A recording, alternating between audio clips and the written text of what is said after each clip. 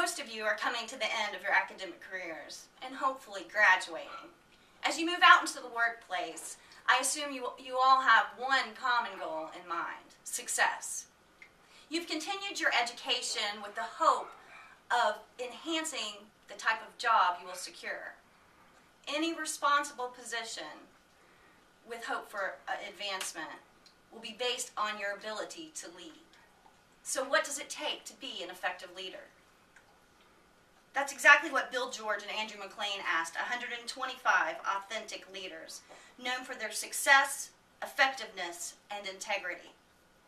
In their article, The Transformation from I to We, which appeared in the 2007 summer edition of Executive Forum, they described their surprising findings. These leaders did not talk about competence-based styles or characteristics. In fact, they didn't want to talk about their success at all. What they focused on was their life stories. They all talked about a transformative journey. They cited people or experiences that changed the way they focused their leadership. From I to we. A realization. The great realization these leaders all shared was, it was not about getting others to follow them. It was not about their individual success.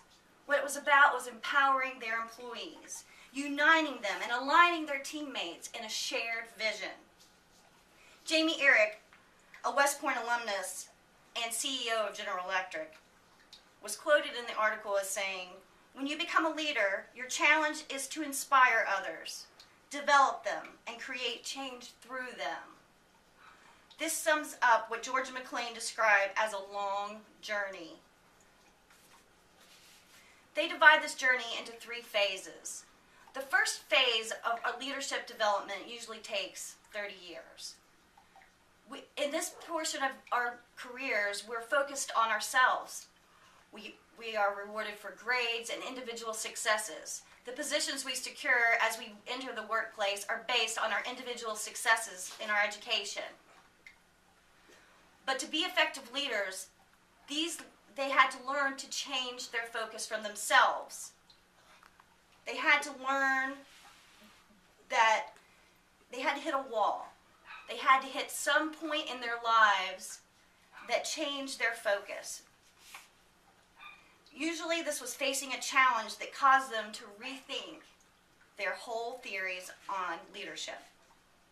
It can happen at any time in your life. Some of them had happened later, some of them had happened earlier. But what all the interviewed leaders cited was usually a negative experience, like a difficult situation at work, critical feedback, or losing a job. Still others cite a personal experience like divorce or illness or even the death of a loved one. They came face to face with their limits and were forced to change. This can happen off the job, it can be fostered by others, or it can be purely existential. One example of getting tough feedback was Doug Baker Jr., CEO of Ecolab. When he became the head of a new department, brought in an outside consultant. He did a 360-degree assessment. Baker volunteered to go first to prompt his team to cooperate. He was faced with what he found surprising feedback.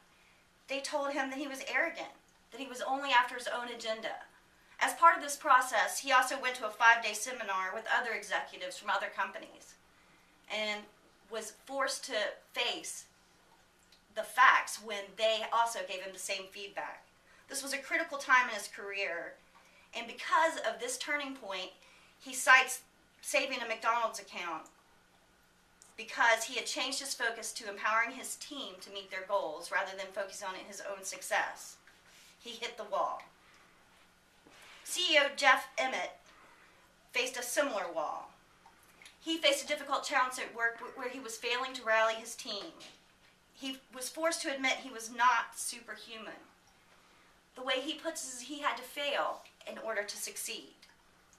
He became a more empathetic, more empowering employer. He helped the people around him. He calls it flipping a switch. it's all about serving the folks on your team, he says. Carlson CEO Marilyn Carlson Nelson in 2006 was named by the U.S. News and World Report one of America's best leaders. She cites the death of her daughter as the turning point in the focus of her career. After that, she and her husband employed all their resources to help others have a successful life. And this is what made her a great leader, she says. This transformation can take many forms. It can shape a leader's values, their sense of compassion, their sense of purpose, reliance on support networks. All of these are elements necessary for effectiveness and authenticity. What it is important for you to take from you to the workplace from this article is the powerful paradox they put in the title, I to we. You do not have to experience painful setbacks and personal tragedy to change your focus. Hopefully this article can spark in you deep self-assessment, help you develop humility and a realization of what being a leader really means. It's not about you. It's about the people, helping them develop, helping them to work together towards common goals. Only through the success of those entrusted to you can you yourself succeed. Thank you.